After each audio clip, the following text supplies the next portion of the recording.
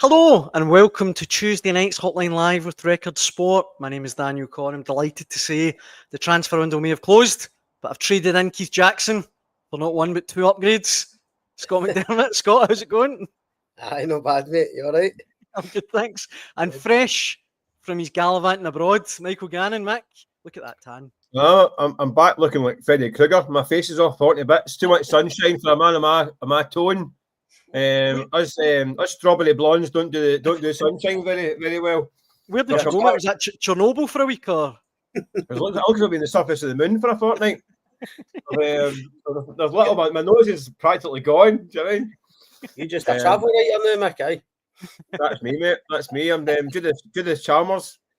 But it was good. It was good though. It was a good wee break. Brilliant, absolutely brilliant. Yeah. And back to the madness of Scottish sport. Looking forward to get stuck in for the final push towards the end of the season.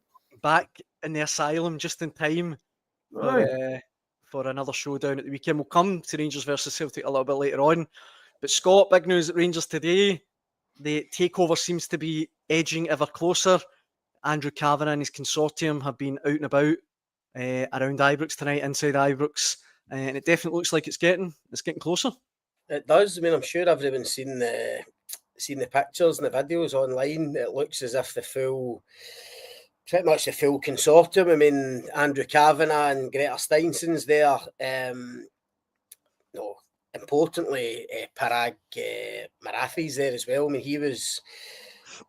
Most people would have seen him at Elland Road on Monday night for the Leeds Bristol City game. Obviously, Leeds celebrated their promotion to the Premier League, but he's obviously finished there and headed straight for Glasgow. So no, I mean, it does feel like things are beginning to move. I think Keith's been big on here the last few weeks saying things had to move quicker because obviously plans need to get put in place for next season. They need to get this takeover done and put the wheels in motion for exactly what's going to happen. And it looks as if that's happening now. So no, I mean, if there's any kind of doubters still out there that this was real and it was happening, I think these pictures and videos today are certainly proof that the next step, that's been the next step. Them coming up, obviously, to have a proper look around, and you would imagine you've got to think it's going to happen sooner rather than later. Mick, what do you make of the kind of the showiness of this today? Is this a kind of, I don't know if I'd say show of force, but they want everyone to see them at Ibrox today? Listen, they've been around quite a bit. I mean, for a takeover, it's been kind of rumbling on for months, and these are all kind of very secretive, and discussions are not. I mean, they're under lock and key. The legalities of it all means they can't discuss a lot of these things. But they've made sure they've kind of made their presence be known at times. Here's another one wandering about in plain sight. They're not sneaking about, which is a way of kind of letting punters know, listen, relax, things are happening, but it's all ticking on nicely, without actually saying too much, because they can't say too much while it's all kind of going through the legal process. We know these things are very delicate. So it's a kind of, for me, it's a kind of almost a kind of, it's putting people's minds at rest a wee bit and just keeping the kind of PR war ticking over while the machinations go in the background. So it's clearly close. And it's clearly there's a lot of work going in the background as well. I mean, we've also seen some things changing behind the scenes already. You got to think these guys are all over it. And there will be plans in place. I know there's a kind of panic at time ticking on. But listen, there's a new kind of new broom coming in. They need to have a chance to get in the door and get the work done. But I think there'll be work done behind the scenes as well. But this is just another little kind of gentle show of goodwill to the punters that, listen, this is progressing. We're here. We're not hiding. We're not tiptoeing around and meeting in dark rooms and all that stuff. But here's the guys. Here's their faces. This is happening. So it's just a kind of everyone just be chilled. Everyone be cool. Don't worry. And it'll soon be kind of rubber stamped, I'd imagine. I agree with you, though, Daniel. The guys that were there, they certainly weren't pushing the cameras away. No, they weren't saying, "No, get out of our face." And I mean, it was quite American. Do you know what I mean? They don't seem to mind that kind of thing. So I agree with Mick. It was a clear message of, look, we're here. There's nothing to hide. It's happening, and they looked very comfortable, even with the cameras and also some broadcast media and that down there. They weren't. And by the way, it has been very tight. I mean, since Jacko broke the story, there's not been a lot of information came out, as much as they've been at games and stuff. As Mick says, the machinations behind the scenes, very little has been leaked out, which you'd expect for a multi-billion-pound corporation, obviously try to do a takeover. But I did think that was interesting the day that they were, front and centre, no bothered about cameras. It was a case of we're here and we want to try and get this done. Aye. And we've got comments coming in on this, both from Rangers fans and I imagine Celtic fans as well. Whatever club you support, if you want to get involved in the conversation, please do so in the comment section. This one, guys, Mark Fairfield says, Christ, I thought I'd clicked on still game by mistake. Mark, how dare you? You will be blocked forever for that. Thank you. On the actual Rangers news, obviously Rangers fans are positive. Brian Urquhart, good sign. Much needed change. Craig is saying takeovers on the horizon, along hopefully with Steven Gerrard. Drew, who's a Rangers fan, says, but I think he means Barry Ferguson should be punted out the door and back to Real Radio. That seems slightly harsh. And obviously there's Celtic fans on who are having a wee bit of a laugh at Rangers' expense. They don't seem particularly worried by the takeover. Hoopsaholic says, Andrew Cavenagh, the world's biggest producer of Deludomo. But going back to the comments about the Rangers stuff there is a lot of work to be done.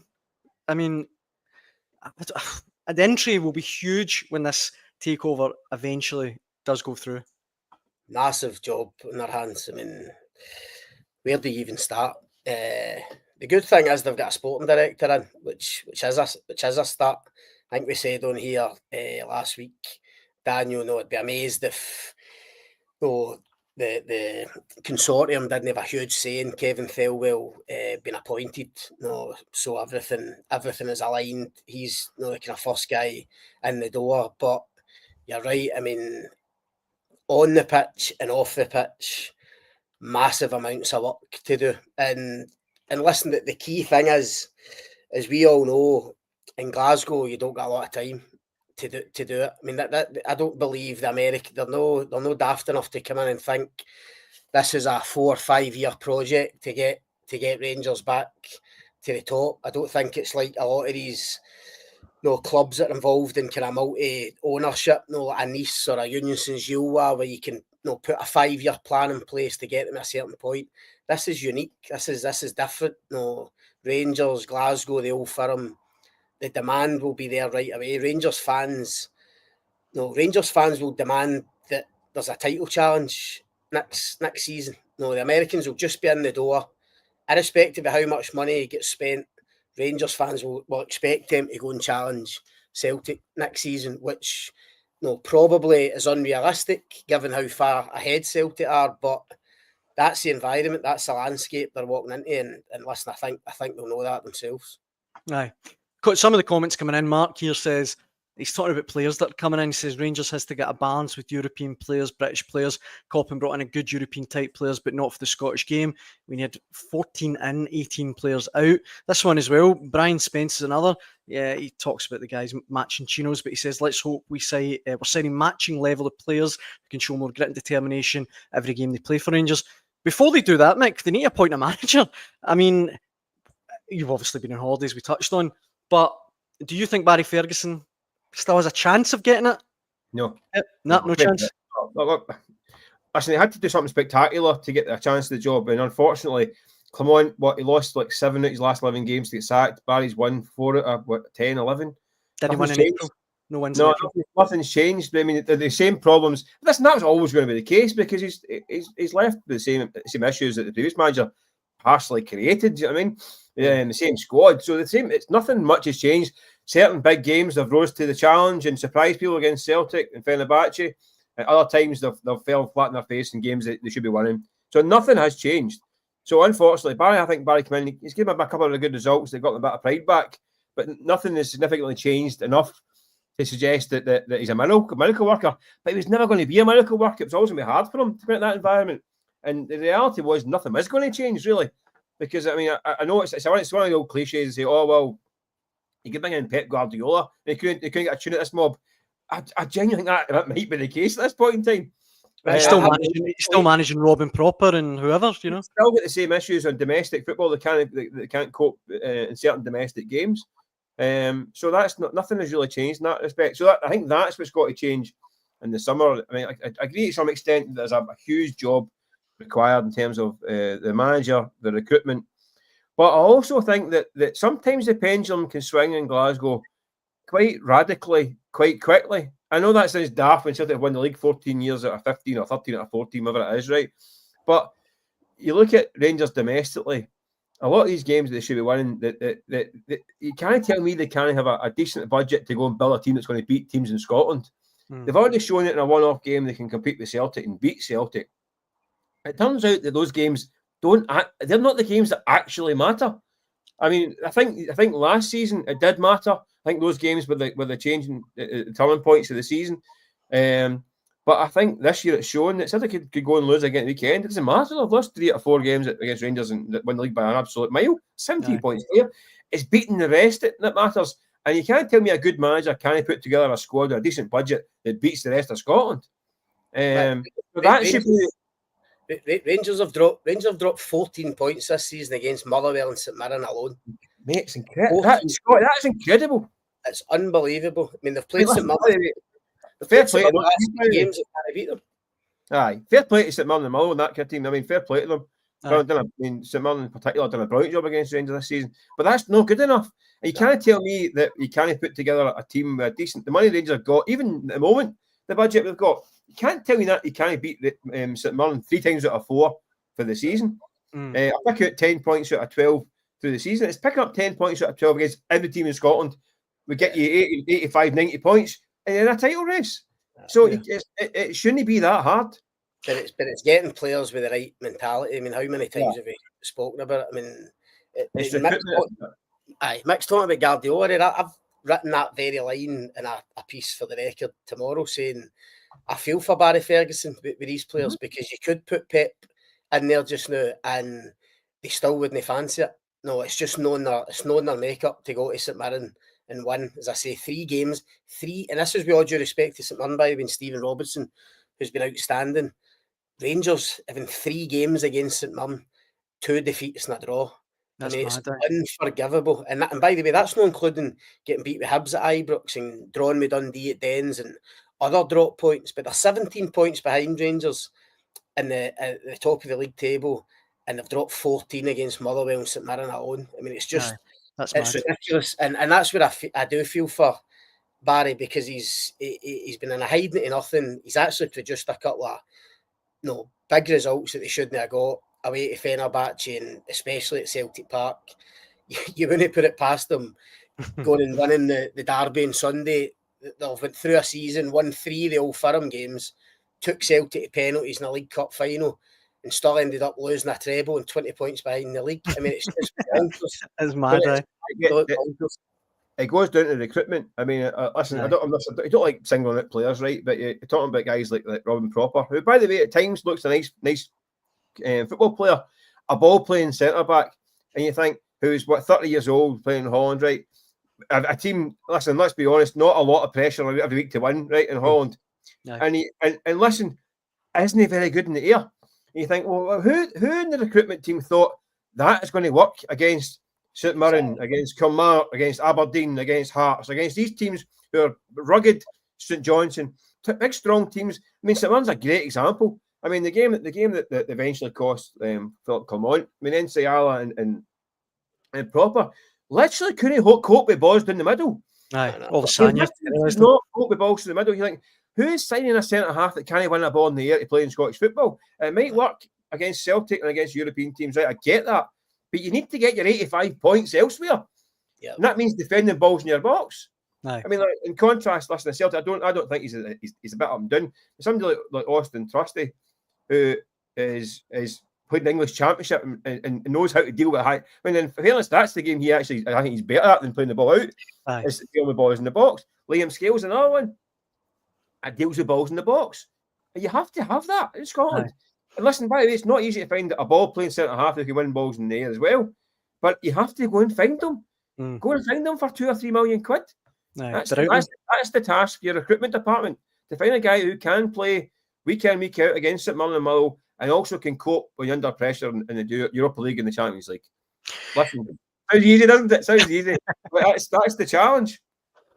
But before we move on from Rangers, a couple more comments. Your Loyal Muppet says, we need an experienced manager this time. He has to be a proven winner. Rob, who I know is a Rangers fan, says Barry Ferguson's been worse than Clement. Sooner he goes, the better.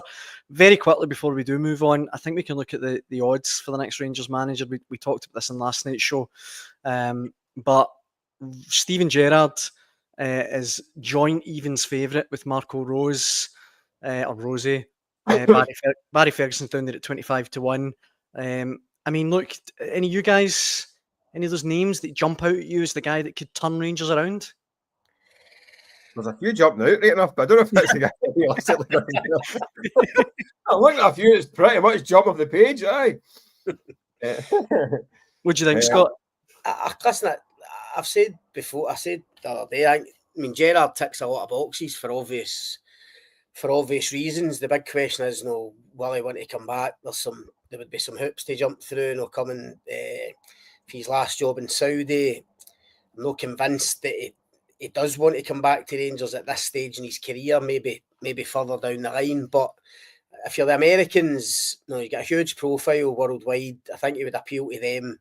And obviously his history at Rangers, not been the guy that stopped 10 in a row, won the last league title, and he's out of work. But I mean, I'm not convinced it'll be one of the guys on that list. And just another one that's been mentioned the last day or two, which, as I say, I've written about for tomorrow, is Daniel Farke at Leeds, which a week ago would have sounded absolutely absurd because the guys just led them to promotion for the Championship into the Premier League.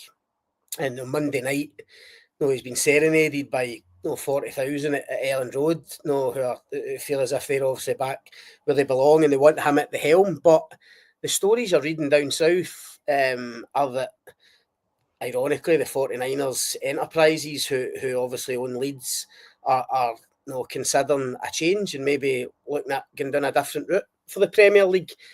Largely, I think, because Farke's last experience of going up was with Norwich and they immediately came back down. But if you look at the circumstances of that, I mean, he wasn't really backed by Norwich. I mean, he was fighting a losing battle, and it's so difficult now for teams coming for the Championship. Look at the 3 going down again this season for the Premier League. So if Farke did end up out of work, I'd be amazed if they didn't speak to him about Rangers. No, there's a vacancy at a club that they are literally about to take over. They know he can do an excellent job. He might just not be the guy that they want for the Premier League.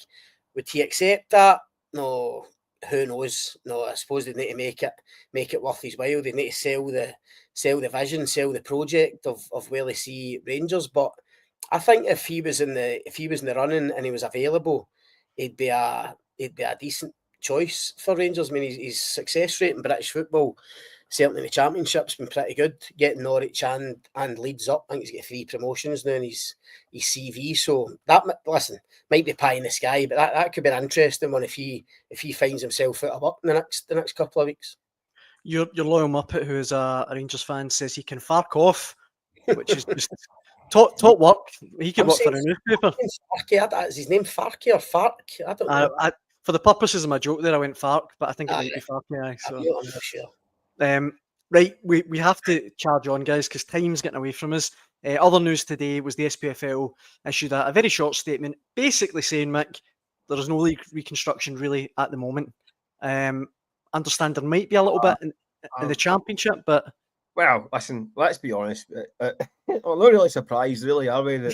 But they can't get a consensus over a potential change to the top flight.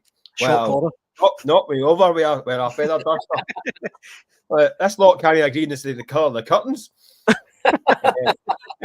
So never going to happen. I mean, this is what happened. Listen, there was a few clubs that popped their head up and suggesting this 14 team again, right, or 14, or even going to 16, and then you get the bigger teams. Well, maybe I think suspect one in particular saying, "Oh, if that's what you're thinking you're going for, we'll propose a 10 team. See how you like that, apples."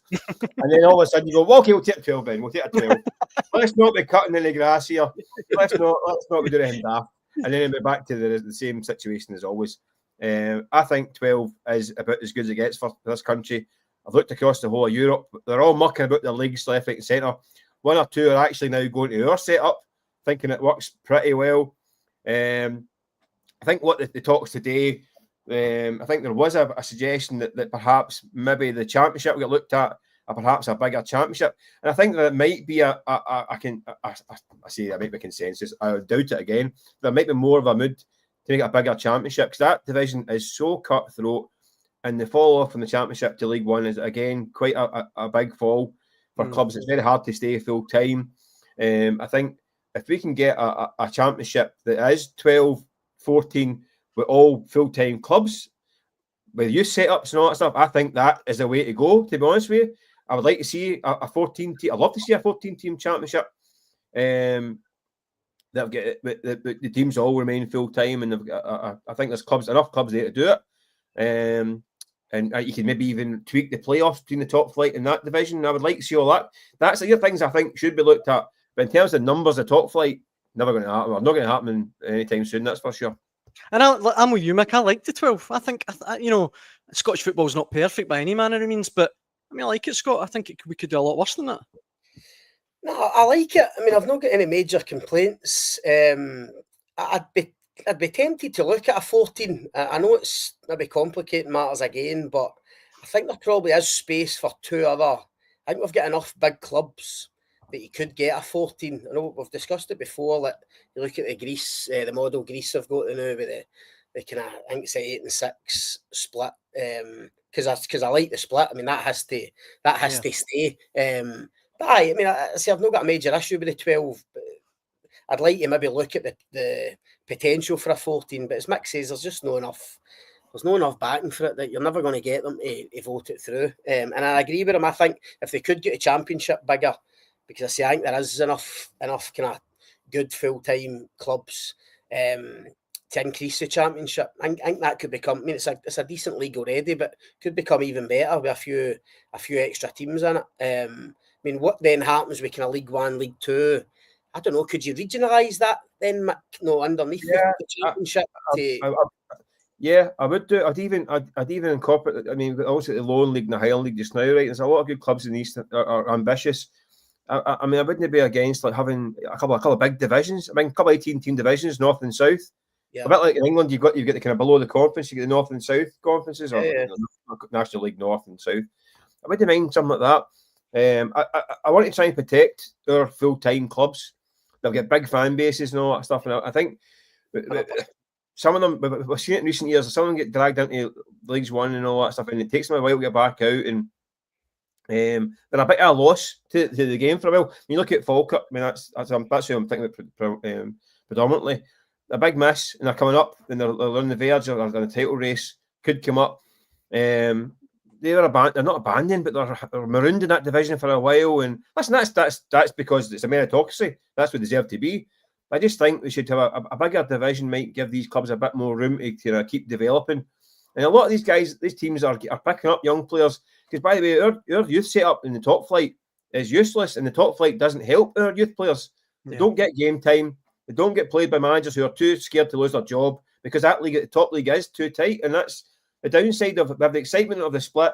And by the way, the fixtures again this weekend: Hibs United, Aberdeen, St Mirren, and all that. So much at stake at the bottom of the league. It's cutthroat. It's really good, but unfortunately, you go for Hearts. So a month ago, we're thinking we're in the race for Europe, to thinking we've sacked the manager, we can go down. It's exciting for the punters, but it's murder for developing young players and having a kind of a bit of leeway to do that. So, but the championship could be the division for that. You might pick up boys that are on loan. You might have youth setups that use your own youth team players. A bigger championship, a less cutthroat championship, might be the breeding ground for these players for us rather than the top flight. So I think they do need to look at it. Aye, I think that could be a good shout. Let me throw this at you guys, though, as we rumble on. This is from the paper version of the hotline today. Jimmy says, the Celtic players never learn. We've got Callum McGregor and now Engels now promising revenge at Ibrox on Sunday. McGregor should know better. He's the club captain. I wish he'd try showing a bit of class. As for revenge, rather than talking about it, would it not be better to do it on the pitch?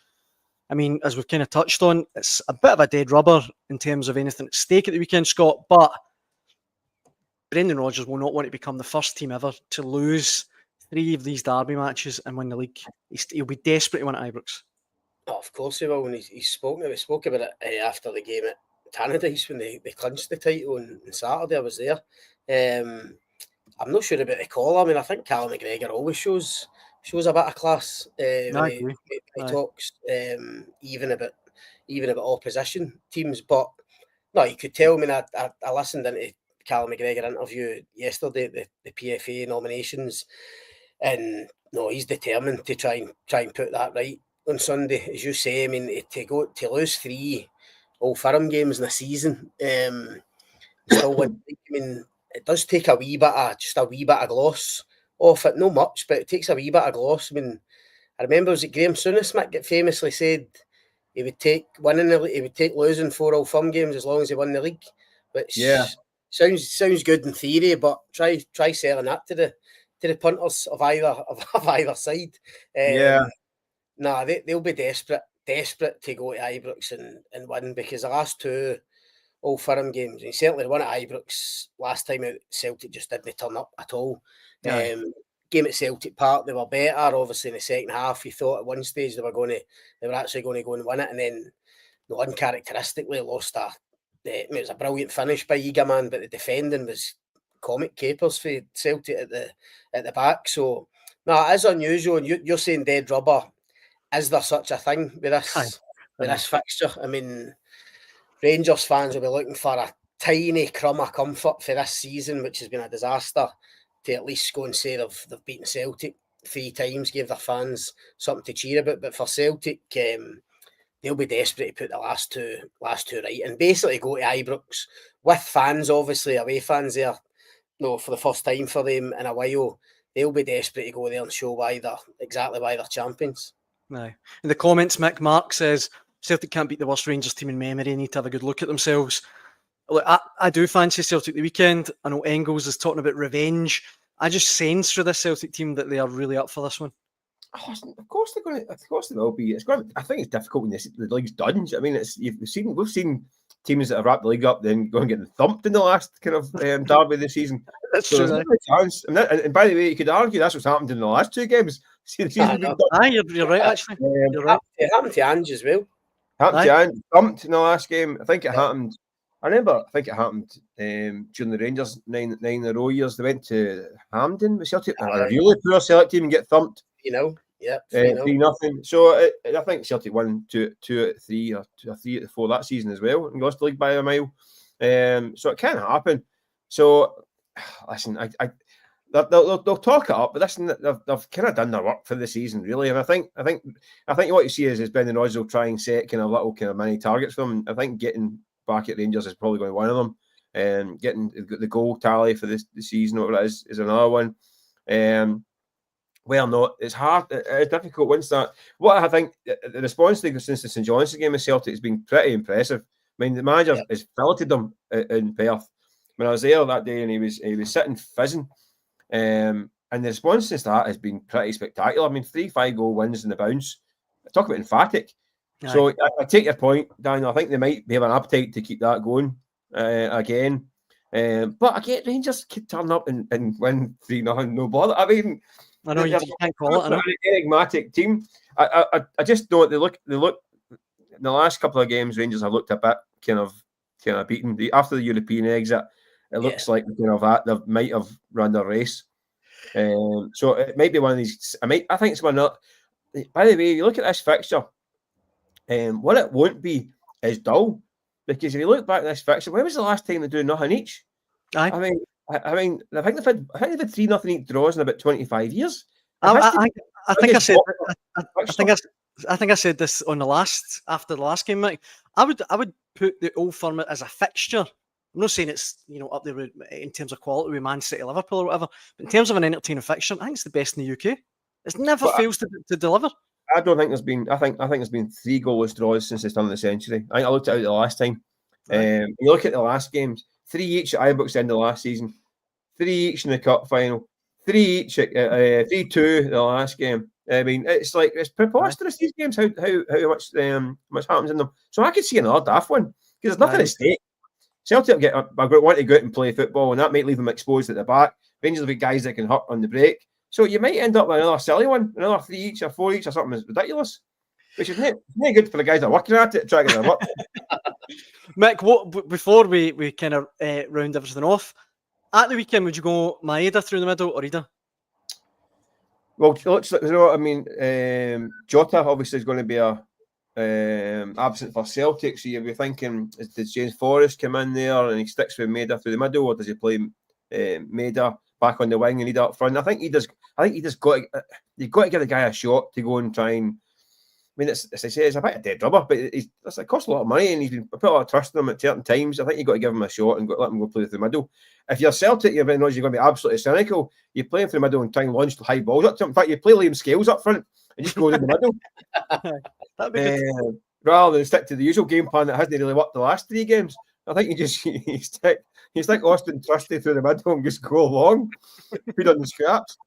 I don't know. I suspect he might keep Maeda. I think he might give James Forrest a run out on a flank, but I don't know. I think it'd be a bit of a kick in the teeth. I think at some point to get dropped, left the bench again. So I don't know. I think after he does 2 goals at Tannadice, he has to get an odd, doesn't he? You think so? Surely. And listen, we all know what trouble Daiza Maeda regularly causes James Tavernier. I mean, I know Rangers have obviously won the last 2 games, but Maeda is a problem for them on that side normally. So I think he'll go Ida. I think he'll put a wee bit of faith in him and say, like, go and show me what you can. Go and show me what you can do. I mean, Jota missing will be a blow for them and a boost for Rangers. Obviously, get into the game, but I think he'll probably go Ida up front. And I agree with Mick. I think it'll be tough for Rangers on Sunday. It sounds crazy. You should always be able to get up for an Old Firm game, but as Mick said, they just look beaten now. Aye. No, the last couple of games they've struggled at home anyway. No, the games that Barry Ferguson's had in charge, I mean, they've struggled badly at home. Celtic are coming buoyant, obviously, having wrapped up the title, rattling in goals the last 2 or 3 weeks. I think it'll be tough for Rangers on Sunday. And it's no surprise Celtic I checked the odds last night. Actually, Celtic are big favourites, odds-on favourites, despite losing the last 2 fixtures. So that tells you what the bookies think. Very finally, guys, before I let you go, it's Champions League semi-finals. Arsenal PSG tonight. Mick, predictions? First leg of the semi-final. Could be a good game. I mean, I think PSG are probably should be too strong for Arsenal. They dumped out Liverpool and Aston Villa so far from England. I think they might complete the English hat trick. They've looked good, haven't they? I think they've looked really sharp through this competition. Just looked. I mean, I thought the Liverpool games just looked a high level team. It's like really good. I mean, I know they changed that kind of strategy, but Arsenal have been terrific in this competition, haven't they? So it should be a cracking game. I just think PSG have got a bit more about them, so I think they'll edge it out. But again, be warned, I don't get many coupons up number, boys, so I wouldn't be putting any money on it. Scott, what do you think? I'm going to go against Mick. No, I think Arsenal win. I think they'll get a narrow lead to take to Paris. Look, I agree. PSG have been brilliant. I mean, they've looked sensational in the Champions League at times this season, especially in that Liverpool tie. I thought Rio Ferdinand made a good point after the Real Madrid game, and it's not often he does as a pundit, right? But some points, isn't it? I know he's not the best, but I thought he made a good point. He basically said he thought the one team left in the competition who could actually cope with PSG in terms of their pace and their power and their speed and the kind of athleticism was Arsenal, and I agree with that. I would fancy PSG to beat Barcelona or Inter Milan, but I think Arsenal might be a match for them, and I don't think you can underestimate the boost beating Real Madrid will give Arsenal. They were the dominant team in both legs, and I think they'll fancy their chances. Listen, it'll be tight. It should be a cracking game. I think Arsenal might get a narrow lead to take to Paris next week. Aye. Well, let's see what happens. Thanks so much for all the comments sent in. We really appreciate it. We'll be back to do it all again at 6 p.m. tomorrow night. We hope you can join us then. Mick, Scott, it's always a pleasure. Cheers, Daniel. You've been chaps. All the best. Cheers, guys, and thanks for watching at home. Cheers.